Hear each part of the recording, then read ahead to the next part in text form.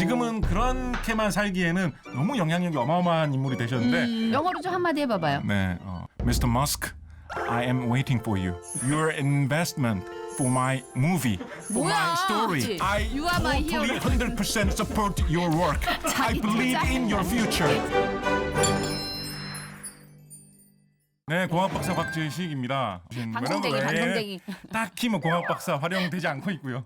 친구들 중에 저 친구는 학교 다닐 때 좀 공부 잘했던 것 같은데 왜 저러고 살고 있지? 약간 이런 친구 있지 않습니까? 많죠. 나로구나. 내가 자라서 바로 그 사람이 되었구나. 아이. 근데 작가님이 근데 저는 깜짝 놀란 게 올 초에 회사를 그만두셨어요. 그렇습니다. 네. 보통 이제 회사 관둘 때는 뭔가 좀 빅픽처가 있잖아요. 뭐 네. 회사를 차린다거나. 네, 뭐 왜 비밀 빅픽처커녕 뭐 우표만한 픽처도 없고요. 픽처도 없고. 네. 금년 초에 파일럿으로 출연했던 MBC 심야 괴담의 네. 제작진에서 네. 이게 정규 편성이 됐다. 프로그램이 매주 나와라라고 이야기를 하시길래 고정 따내고 가두신 거예요. 요게 있으면 당분간 굶지는 않겠구나. 그게 바로 연예인병이에요. 그렇습니다. 방송 좀 탄다 그래가지고 하던 거 다 관두면 저희 남편한테도 맨날 잔소리하거든요. 이미 후회하고 있어요. 이미 후회하고 있어요. 아니 근데 저는 아까 깜짝 놀란 게 작가님이 취미로 처음에 인터넷에 써서 올린 그 소설 그게 어떻게 MBC 드라마로 만들어진 거예요? 그러게요. 저는 시작을 데뷔를 MBC 텔레비전으로 시작한 거예요. 네. 그래서 전 진짜 그때 바람 많이 들었었죠. 네, 바람 많이 들어.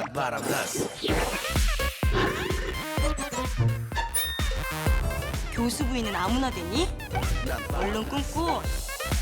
국내에서 이렇게 미용실을 내가 이제 개업을 했어. 근데 첫 손님으로 약간 머리를 휘날리면서 전지현 배우님 이런 분이 싹 들어오신 거야. 그런 느낌. 오픈빨. 그러고 안 왔어 그 다음에. 한참 동안 침체했었죠. 한참 동안. 아무 데서 연락도 안 주시고. 책으로 낸 작품 중에서 우리 작가님이 생각하기에 이거는 드라마로 만들어도 괜찮다. 달과 600만 달러라는 소설이 네. 여기는 주연 배우를 누구를 좀 물망에 올리세요? 제가 배운 건 혹시 아시죠? 제 역할은 뭐 없을까요? 힘들 것 같아요. 오늘 작가님과 좀 미래 얘기를 해보고 싶은데요. 되게 자신 있게 미래에 관한 책을 쓰셨어요. 미래를 파는 상점이라는 소설의 탈을 쓴 과학교양서죠. 책에서 2050년 미래 상점이 나옵니다. 자, 먼저 1층으로 갑니다. 1층에 가전 코너가 있어요. 근데 작가님, 보통 마트에 가면 1층에는 식료품 코너가 있고요. 가전 코너는 2층에 있거든요. 여기는 왜 반대로 돼 있나요? 이게 무슨 의미가? 2050년에 그렇게 다들 바뀔 겁니다. 혹시 이유가? 제가 그렇게 구성을 했기 때문에. 교주예요? 왜 자꾸 이러고 그냥 수상해가지고 내가 볼 때 네. 이분 잘못 빨려 들어갔다가 큰일 날 것 같기도 하고요. 자, 로봇 얘기가 나오는데 2050년에는 점원이다 그러면 로봇인 건가요? 요거는 좀 일리가 있긴 해요. 네, 네. 점원 중에 이제 상당수가 로봇인 거죠. 네, 뭐 만화나 영화에서 보던 그렇게 사람처럼 생긴 로봇이 직접 상점의 점원으로 돌아다니지는 않는다고 하더라도 컴퓨터들이 사람 역할을 많이 대신하게 되겠죠. 근데 로봇 점원뿐만이 아니라 로봇 판매를 하는 또 매장이 있어요. 그러면 가격도 엄청 비싸겠죠. 글쎄요. 지금 한 30년 전에 사용하던 컴퓨터에 비해서 지금 컴퓨터의 성능이 거의 한 10,000배에서 10만 배 정도 더 좋아졌더라고요. 네, 30년 사이에. 네네. 그런데 컴퓨터 가격은 오히려 그때보다 더 떨어졌거든요. 네. 이런 걸 보면 가격은? 가격은 의외로 별로 비싸지 않을 것이다. 예상해 볼 수 있다고 생각합니다. 자, 그러면 실제로 인간과의 그 대화 이게 어느 정도까지 가능할 거라고 보세요? 사실은 교감을 안 하는 게 오히려 더 사람 마음에 깊이 파고 들어올 수가 있다고요. 무슨 얘기냐면 여러분 네. 생각해 보세요. 배달 앱을 사용하는 여러 가지 이유 중에 굳이 사람한테 전화 걸어가지고 이런 거 하는 게 좀 스트레스 받아가지고 네. 그냥 기계를 통해서 주문하는 게 차라리 마음 편해서 배달 앱을 쓰신다라는 분들도 계시거든요. 네. 그런 식으로 기계나 인공지능이 교감 전혀 안 해요. 이 로봇은 그냥 기계일 뿐이야. 오히려 그렇기 때문에 더 편하고 또 부끄럽지 않다라는 거죠. 작가님과 얘기하면서 절대 정신 바짝 차려야지, 빨려들지 말아야지. 그래서 어느 순간 그래요? 그래서 이렇게 야 너무 재밌네요. 자, 그렇다면 3D 프린터도 한번 여쭤볼게요. 지금은 한 가지 재질로 뿜어내서 제품을 만드는 것들이 대부분인데 네. 조금만 더 실용화가 되면 네. 음식의 재료가 될 수 있는 물질들을 뿜어내는 거예요. 한쪽에서는 뭐 밀가루, 한쪽에서는 물. 그거에 맞춰서 마카롱도 나오고 단팥빵도 나오고 그럼 이게 프린터는 아니고 그냥 쿠커 아닌가요? 뭐 음식 만들어는? 모양을 프린터처럼 딱 잡아주는 거죠. 또 뭐예요? 그냥 쿠커를 쓰면 되죠. 요즘에 그런 거 있어요. 요즘에 뭐 와플 기계도 딱 모양대로 이렇게 쭉 늘은 그렇죠. 근데 와플 기계는 이제 와플 한 가지를 찍어내는 건데 여러 가지를. 뭐 복합적으로. 재료별로 다 해주는 거죠. 그래서 네. 맛집에서는 그 레시피 데이터만 인터넷에도 올려놓는 거예요. 그러면서 3D 프린터에 넣어. 그러면 그 맛집 레시피대로 그대로 디저트가 나오는 아니죠. 거죠. 그러면 그 다음에 그 집에서 안 시키지. 그걸 가지고 있잖아 내가. 그러니까 막 사람들 개발하겠죠. 또 막 이렇게 뭐 이렇게 약간 허술해. 한 잔 드셔. 약간 허술해 한 잔 드세요. 뭐 파란 음료 준비했어. 파란 미래를 음료. 예측하는 게 뭐 점쟁이다 아니고 미래는- 신기했으니까 뭐 어느 미래는 정도 음료가 한계는 파란색. 있는 거죠. 미래는 음료가 파란색 한 잔 드세요. 네. 아, 근데 진짜 재밌게. 나 갑자기 빨려들 뻔했네. 예. 이제 2층에 한번 올라가 보도록 하겠습니다. 고기를 파는 곳이 보입니다. 근데 이게 인공육이다. 이거 충격인데. 콩고기 아닌가요? 이거 그냥 고기 아니잖아요. 이거 배양육이라는 기술이 있습니다. 배양육. 세포를 배양해가지고 기르면 네. 그 자체로 어떤 장기나 신체의 일부가 될 수가 있거든요. 재질상으로 소를 직접 기르는 것이 아니라 소 세포 하나만 떼다가 그걸 기계 속에서 그대로 계속 키워 나가는 거죠. 잘 생각해 보세요. 네. 그렇게 해서 먹으면 어떤 맛이 날 것 같아요? 그야말로 살맛, 근육맛밖에 안 나요. 고기 맛이 제대로 나게 하려면 네. 기름은 어느 정도 좀 타줘야 돼. 일부러 기름 맛으로 조금은. 먹지. 또 한 가지 네. 피맛 같은 게 아예 안 나면 피맛이 아예 안 나면 또 고기 맛 같지 않게 되거든요. 그래서 피맛이 나게 하도록 살짝 아주 살짝 비리지 않을 정도로 그걸 또 입혀야 돼요. 쉽게 말하면 그 맛을 내는 조미료를 구해다가 넣는 거죠. 우리가 피 맛이라고 하는 거는 대부분 그 피 속에 들어있는 철분 맛이 혀에 닿았을 때 피맛 이런 식으로 느껴지는 경우가 많거든요. 그런 식으로 피 맛을 좀 내야 되겠다 싶으면 철분이 들어있을 만한 조미료를 개발을 해가지고 좀 뿌려보는 거예요. 기름 맛이 나야 되나 싶을 때는 고기의 기름 맛하고 비슷하게 될 수 있는 조미료를 구해가지고 또 좀 뿌려야 되겠죠. 그냥 키우는 게 더 낫지 않을까요? 근데 두 가지 이유가 있어요. 첫 번째, 동물을 불쌍하게 여기는 사람들 너무 많아요, 세상에. 그렇죠. 그래서 이제 막 또 고기 안 드시고. 그런 사람 너무 많아요. 그리고 탄소가 맞아요. 예. 어떻게 이렇게 잘하세요? 은근히 또 알죠, 제가. 대학교 나왔어요. 특히 소 같은 경우에 네. 배색임질을 한다고 하지 않습니까? 네. 위장 속에서 우리는 메탄가스라고 하는 메테인을 이 미생물들이 뿜어내요. 이 네. 메테인이 일반적인 이산화탄소보다 훨씬 더 강력한 온실 기체입니다. 네. 그래서 그 지구 온난화. 네, 그래서 돼지고기 1kg하고 소고기 1kg하고 지구 온난화에 충격을 주는 정도를 비교해 보면 같은 1kg이라도 소가 훨씬 더 많이 기여를 해요. 좀 환경이나 이런 것도 우리가 고민을 해봐야 되니까 우리만 살고 말 게 아니라서.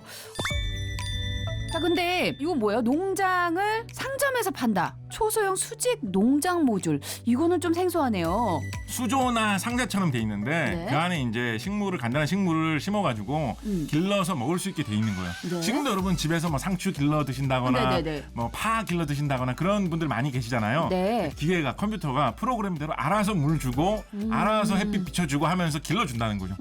얼마 전에 팥값이 갑자기 올랐을 때 파를 직접 길러 먹으면 완전 이득 아니야? 라고 해가지고 그래서 뭐 파테크 뭐 이런 말도 돌고 했었는데 커피 있지 않습니까? 커피 나무에서 따는 거거든요. 그런데 열대 지방에서 살기 때문에 우리나라에서는 농사로 짓기는 쉽지 않거든요.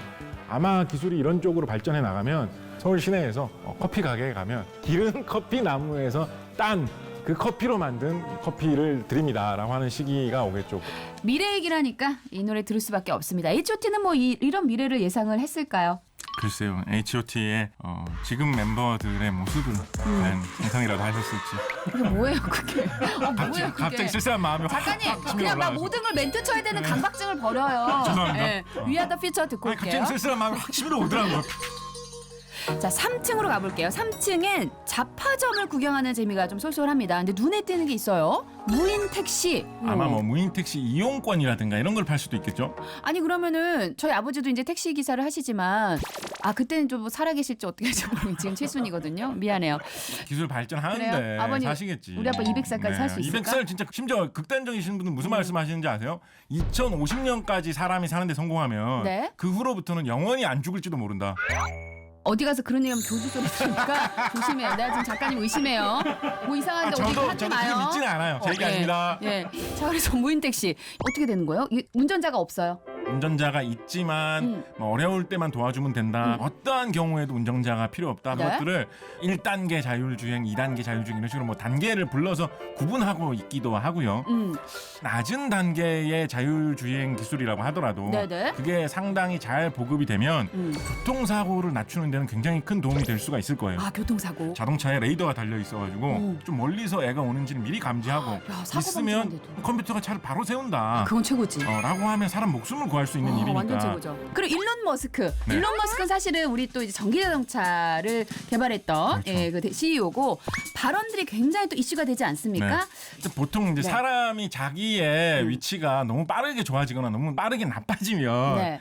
예전 시기만 생각하다 거기에 좀 적응을 못하게 되는 경우가 있잖아요. 네. 이분은 아직도 그 처음 벤처기업에다가 몽상가적인 그런 기질 네. 그런 게 아직도 마음속에 좀 도사리고 계신 것 같아요. 지금은 그렇게만 살기에는 너무 영향력이 어마어마한 인물이 되셨는데 영어로 좀 한마디 해봐봐요. 네, Mr. Musk, I am waiting for you. Your investment for my movie, for 뭐야? my story, for my book. 진짜 딴소리 하고 있네 이 작가님. 그거 뭐야? 아까는 뭐 일론 my 머스크 hero. 발언을 책임져라. You're my 리스폰서블 hero. 해야지. I You are my totally hero. 100% support your work. I 자기 believe 투자. in your future. 자기 투자하래. 아유 미치겠다 진짜. 자 이거 이제 다시 가볼게요. 자 우리 초등학생용 해킹 키보드 요것도 이제 팔고 있어요. 우리 3층에서는. 요즘 위험하지 않나요? 애들한테 좀 못된 걸 먼저 가르치는 거잖아요. 지금 우리가 해킹이라고 하면 해킹해가지고 어떻게 뭐 범죄를 저지르고 이런 거 먼저 생각을 하는데 네. 해킹이라는 것은 어떤 시스템의 보안의 허점을 찾는 일이에요. 그러니까 어릴 때부터 저 시스템은 어디에 어떤 허점이 있을까 이거를 인식을 하고 조심을 하는 거를 가르치는 도구가 될 수 있는 거죠. 해킹이라는 것이. 오늘 한 이야기 하나 좀 진지하게 얘기한다 그러면 4차 산업혁명, 뭐 미래시대 이런 거 하면서 좀 가려져 있는 게 좀 보안 기술이라고 생각하거든요. 보안 기술. 네, 보안이 담보되지 않으면 인공지능 기술이 좋아지면 좋아질수록 오히려 더 위험해지는 거예요. 보안 직원 제일 잘하면 일어날 수 있는 일이 뭐예요? 아무 일도 안 일어나는 게 제일 보안 기술자가 잘해놨을 때 일어날 수 있는 결과예요. 보안 분야는 언제 눈에 띄느냐? 사고가 나면 그때 눈에 띄어요. 그런 일들이 발생하고 나면 왜 우리 회사는 보안이 철저하지 못했느냐? 일이 잘못되고 나면 욕먹을 사람을 찾을 때 보안 기술에 대해서 보게 되거든요. 그렇게 되면 어떤 문제가 생기겠습니까? 다들 보안 기술을 점점 안 하려고 해요. 그래서 의식적으로 보안에 대해서는 계속 투자를 해줘야지만 저희 딸을 보안 기술 쪽으로 해서 크게 좀 만들어야겠다. 괜찮죠? 네, 괜찮죠? 따님 영특하신 그런 분위기인 것 같던데. 저희 괜찮죠? 딸이요? 네. 영특하진 않아요. 네. 그냥 흥이 많아요. 작가님이랑 얘기를 하다 보니까 약간 미래 여행을 한 기분이 듭니다. 예. 2050년은 얼마 남지 않았습니다. 이 30년 실제로 몇 퍼센트 실현 가능성이 있습니까? 100% 말씀드립니다. 교주 같아. 90%만 봐도 진짜 큰 건데 100% 난 많이 좀. 인간적으로 99.5%로 하겠습니다. 정정하겠습니다. 예. 1995년에 빌 게이츠 미래로 가는 길을 읽고 실제로 돈을 벌었다는 사람들이 많이 있습니다. 그렇다면 우리 곽재식 작가님의 책을 읽으면 부자가 될 수 있는지 가장 주목해야 할 분야는 뭔지 하나만 콕 집어 주시죠. 저는 기후 변화에 대응하는 기술에 주목할 필요가 있다고 생각합니다. 아까는 보안이라고 하셨잖아요. 보안은 이제 중요한 거예요. 우리 돈 버는 이야기 하자면서요. 그래요? 돈이라면 보안은 중요하지만 돈 쪽은 기후다. 왜냐하면 날씨 때문에 생기는 피해는 언제나 발생합니다. 기후 변화가 크게 안 일어나도 언제나 발생합니다. 그렇죠. 이거는 불가항력이니까. 그러니까 예. 날씨가 점점 더 견디기 어려워질 미래가 나타나는 거는 많은 사람들이 예상하고 있거든요. 가깝게 그리고 좀 돈으로 연결될 수 있게 가능성이 있다고 봅니다. 맞아요. 지금도 사실 이제 여름 너무 더운데 갈수록 더 더워질 거 아니에요, 그죠? 그렇습니다. 예. 더위 많이 타시죠? 아닙니다. 더운 안 타요? 저는 추위를 많이 탑니다. 안 타시네. 저는 이게 너무 궁금했어요. 나중에 자동차가 하늘을 날아다니는 거. 요거는 우리 작가님 어떻게 보십니까? 쉽지 않죠. 쉽지 않아요. 아니 우리가 대부분 어렸을 때 TV 뭐 백투더퓨처나 이런 데 미래 보면 막 하늘을 날아다니잖아요, 차들이. 그게 진짜 웃긴 게 뭐냐면 네. 백투더퓨처의 배경이 2015년이거든요. 네. 지금 6년 전이에요. 그러니까. 6년 전에 알아요. 과거예요. 그렇다고 해가지고 에이 뭐 이거 영화 미래 예측을 다 틀리게 했네 이렇게 웃어 넘길 수만은 없는 게 뭐냐면 네. 세계 각국의 꿈을 품은 기술자들이 그 백투더퓨처 2편 영화에서 본 그 감상 그 감격 때문에 수많은 자금을 투입을 해가지고 현실에서 하늘을 날아다니는 자동차를 개발하려고 노력을 하고 있단 말이지. 네. 그래서 미래를 틀리게 예측한 영화지만 네. 그 틀리게 예측한 영화를 보고 감동을 받은 사람들이 네. 미래를 그 영화에 맞게 맞춰가고 있는 거예요 지금. 멋있는 거죠. 영화의 힘이죠. 그러니까요. 와, 제 손으로 진짜 멋진 대박. 영화로 탄생되기를. 갑자기요? 아까 그 영화 뭐였죠? 그 8,600만 달러. 모나 하나 좀 제발 좀 터졌으면 좋겠어요. 그러게요. 예. 미래로 가는 길은 빌 게이츠가 세계 최대의 부자가 된 후에 쓴 책이죠. 한편 제가 쓴 미래를 파는 상점이라는 책은 현재 실업자 상태인 제가 쓴 책이라는 차이가 있습니다. 누가 더 절박한 심정으로 책을 썼겠습니까?